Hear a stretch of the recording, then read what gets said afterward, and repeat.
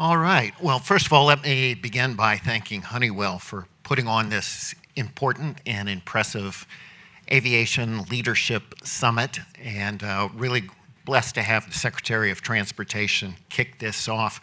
We'll look forward to hearing from Brian Bedford a little bit later today, but right now it's my great honor to have an opportunity to talk with Chairman Troy Nehls from the Subcommittee on Aviation, and of course, Sharice Davids, who represents the 3rd District of Kansas, which, among many other aviation facilities, has a tremendous Honeywell plant there.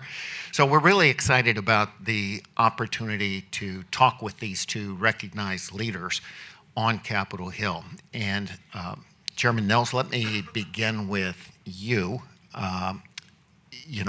We've been through a very difficult 44-day shutdown. We just got the airspace opened up on Monday at 6 a.m. You introduced some legislation yesterday with other leaders of the T&I committee. Can you talk a little bit about the Aviation Funding Solvency Act? Absolutely. Well, and thank you for having me, Sharice. It's good to see you. We work very well together, and I appreciate Sharice a great deal. So what you saw took place 42 days. For what? What do they, and I'm going to say they, Chuck, what do you think you accomplished? Very little in the end. You didn't get your way, but the American people suffered. And we've had issues with ATC. We want to modernize the NAS. We know that we're 2,500 air traffic controllers short, and now we're not going to pay the ones that we have. It was, just look at the airports, look at everything that took place across our country, and the American people were upset, and they should have been mad because we can't get our act together in Congress. Too much politics up here. We got to do what's right for the American people. So we come up with this idea. We said, you know what? This can never happen again. Just because Congress can't get their act together and they act like children at times, why should the American people suffer as a result? So there's a pot of money, about $2.6 billion in this insurance fund. It's been there since 9/11. The airlines were contributing to it. I'm sure Administrator Bedford, they were contributing to this, but now the insurance, everything is stable now.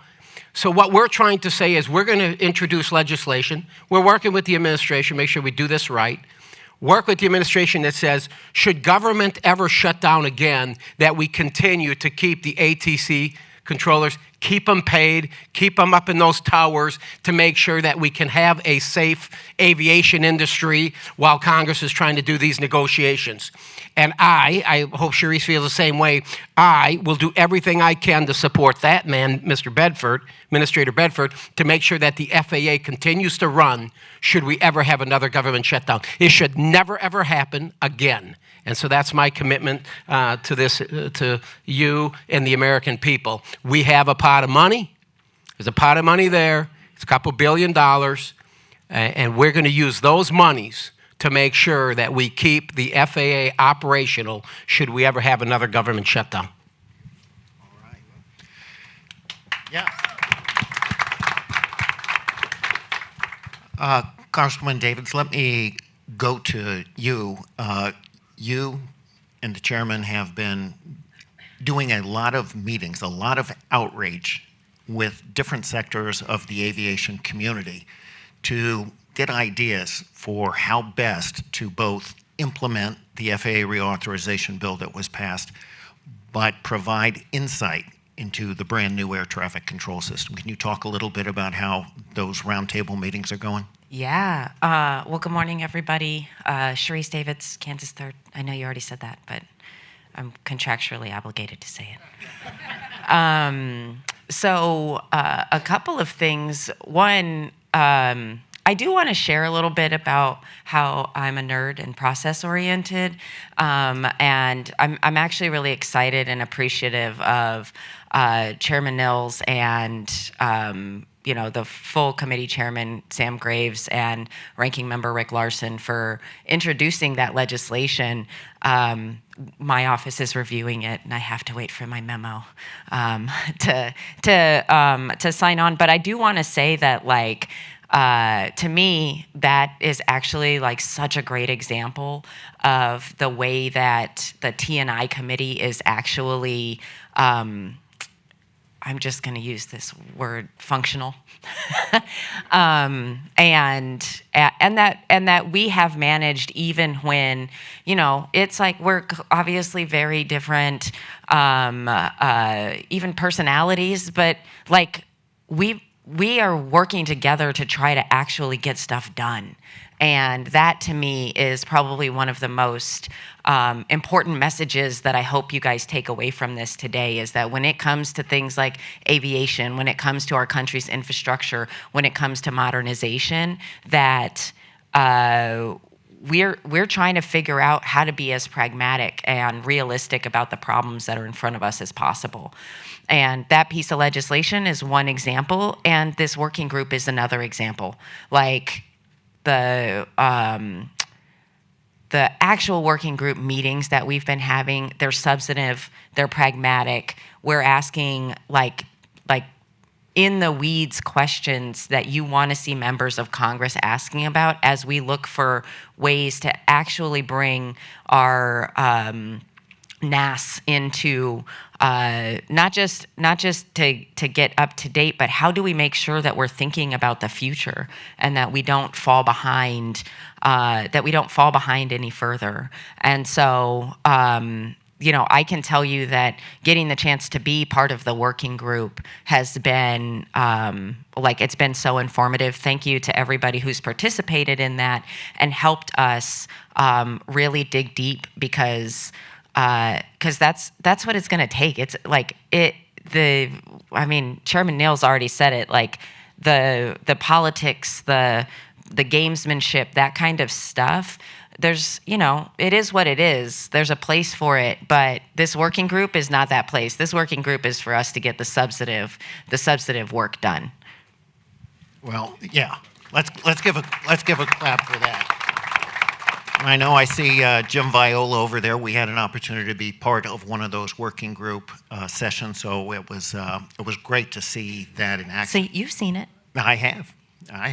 So let's focus a little bit now on kind of how we stay on top of the FAA reauthorization bill and its implementation, but also support and be able to help lead the implementation of the brand new air traffic control system.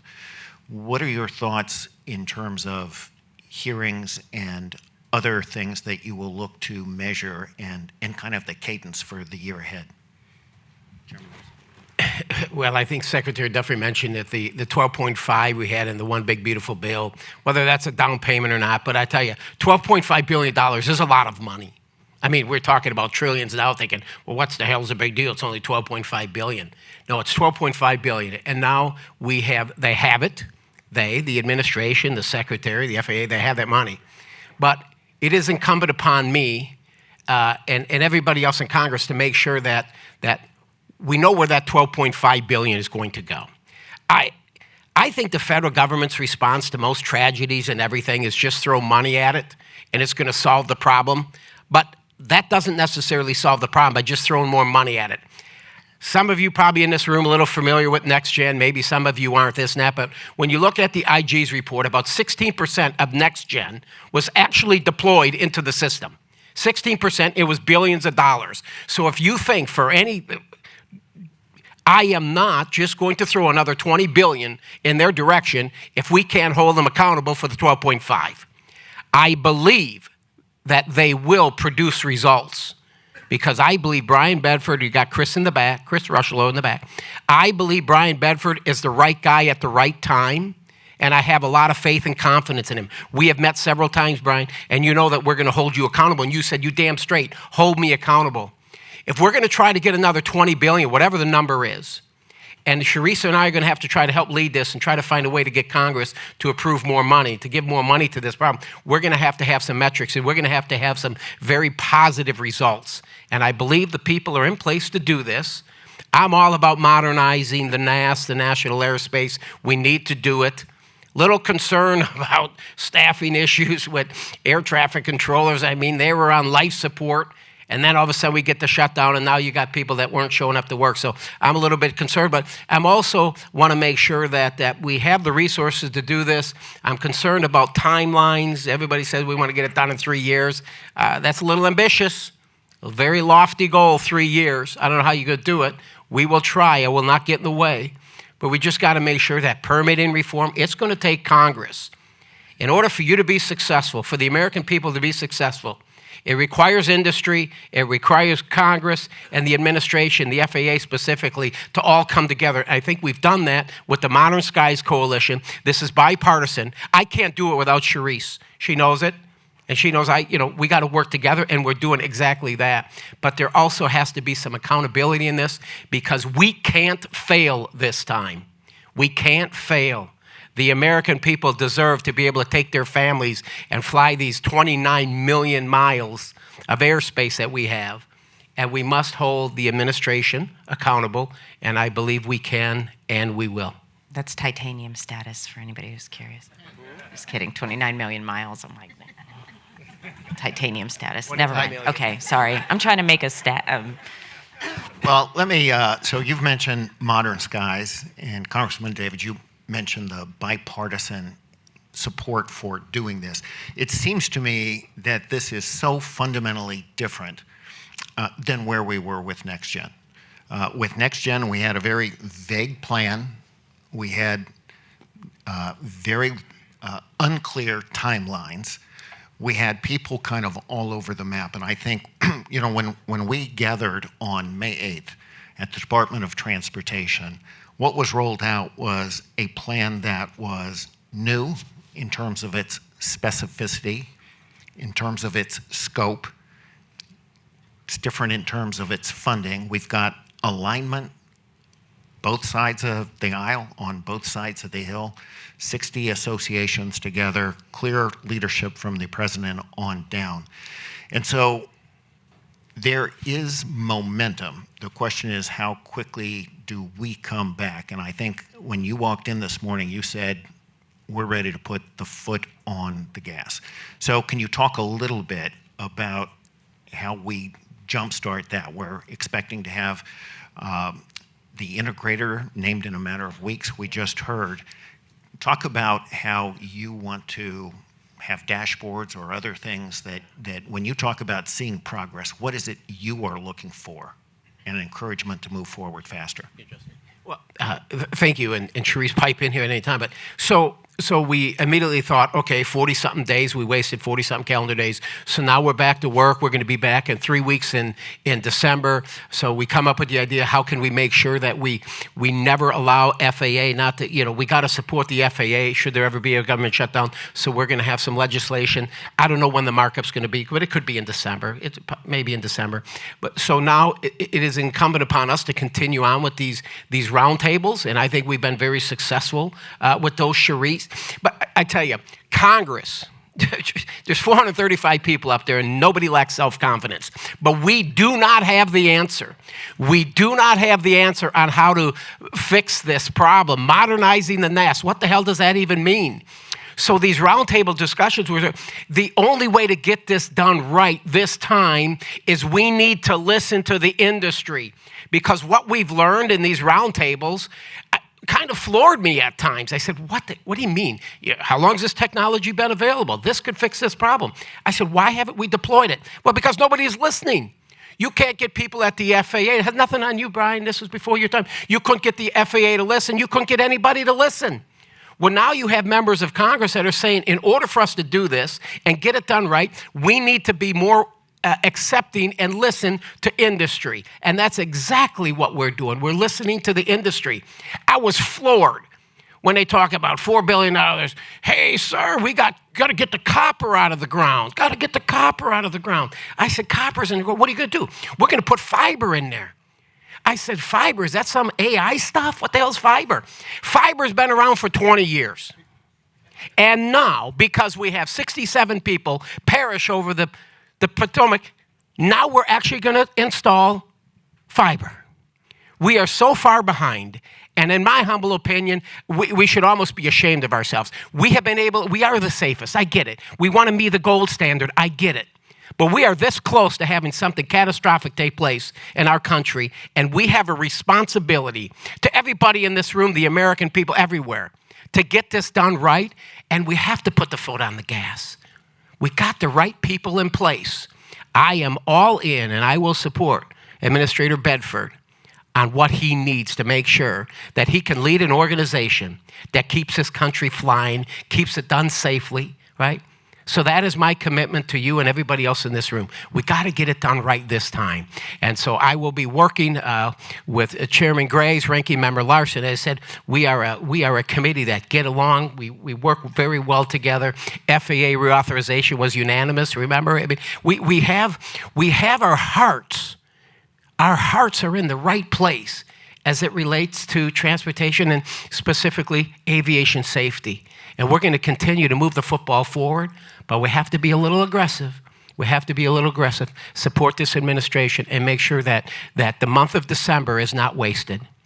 I kind of like staying up on weekends, quite honestly. We got a lot of work now. We got a lot of work to catch up on with this shutdown. But anyway, that's my answer, Ed. Yeah. Right. Can I offer like a Please, specific please. example? I think that when Troy, when you talk about the listening and getting into like having multiple people at the table, both from industry and from FAA and DOT, our government, the government stakeholders, as well as the as well as industry stakeholders. I mean, you just start to see how. I mean, yeah, I'm a Democrat, but I'm about to talk about red tape. So I think one of the things that we start to see and why this federal system gets so hard to actually upgrade is because we're constantly building on previous technologies, previous ways of thinking about these things. The federal government, everybody's sitting down, I'm glad, is siloed. And we're trying to break down those silos. I remember at one of the roundtables hearing from someone who's now in industry but was at FAA and was able to talk about, so you mentioned the copper, and was able to talk about why it takes so long and how some of it is the regs. Some of it is the way that the legislation is written, and when we're trying to modernize and we're working on legislation that required different technologies, we start to run into issues where it's like, oh, this is so federal, right? Like this line item doesn't match up, and that's why we haven't installed X. And so I think that when he talks about things like getting copper out of the ground and replacing it with fiber, we're actually hearing from people who have been the ones who have tried to modernize within the FAA and are now with industry stakeholders and can help people like me who, I mean, it feels like 20 years, but I've only been here for like almost 25 years, I don't know. And we start to get a real understanding of how if we are drafting legislation, we need to make sure that we're not creating more problems than we're solving. And unfortunately, that is what happens sometimes. And the only way to do that is to break down the silos, to get government stakeholders as well as industry stakeholders in the room at the same time, because I mean, the copper thing it's crazy because it sounds like, of course, let's switch over to fiber. But it is something that, because of the way that this place works, we have spent too long with too many silos, with too many unintended consequences because no one was talking to each other. Yeah, I'm gonna switch gears a little bit and talk a little bit more about innovation, because when Jim Courier was up there, he talked about the importance of innovation and bringing things to the market. So let me start with you, Congresswoman Davids. you helped found the Sustainable Aviation Caucus. And there are so many ways, whether it's efficiently using the NAS, whether it's welcoming new technologies into the marketplace. We want to be a world leader in innovation, particularly aerospace. Can you talk a little bit about how you see that, your work with advanced air mobility and the Sustainable Aviation Caucus? Yeah. Well, I mean, there's so many reasons that I am excited about the Sustainable Aviation Caucus. It's bipartisan, by the way, because sustainable aviation, whether we're talking about fuels or other innovative technologies, it's a win-win for so many stakeholders. You know, coming from an ag state,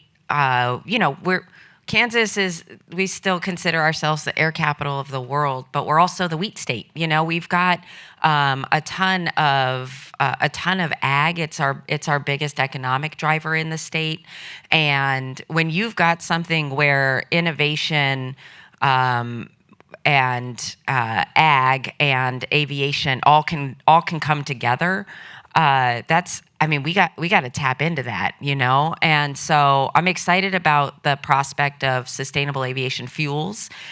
We've got a lot of ag folks in Kansas who are already doing tons of work in that space. We also have, and you already mentioned that Honeywell has a major presence in the Kansas 3rd in Olathe. When you talk about innovation on making, whether it's advanced air mobility or commercial or any other type of aviation, when you talk about making things more sustainable, that is something that we do. We like to take little field trips and help our members and their staff understand what is even out there, because I think that for all the stuff that's going on, I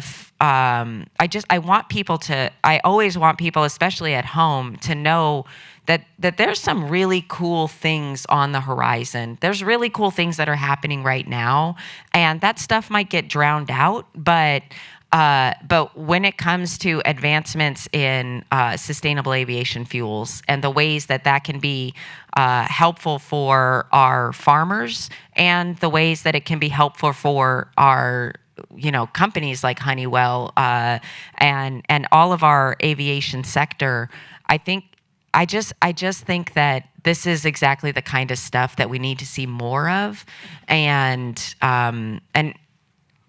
yeah, it just, everything feels so overwhelming that it's like, don't worry, there's cool things happening. I almost said the S word. It's too early.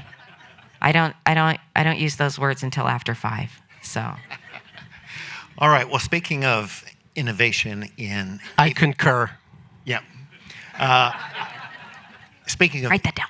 Innovation in aviation and aerospace, you've been very outspoken about your support for supersonic. Can you talk a little bit more about that and potential legislative plans? Sure. We're gonna have Julie, are you here? Where are you at, Julie? She's in the staff back there. She's wonderful. When they say 25 to 35-year-olds run Congress, run the Hill, they do.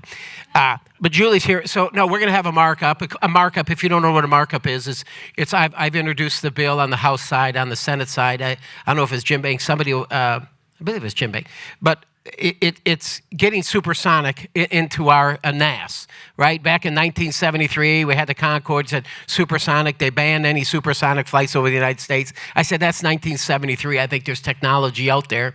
And that XB-1, Boom Aviation has it.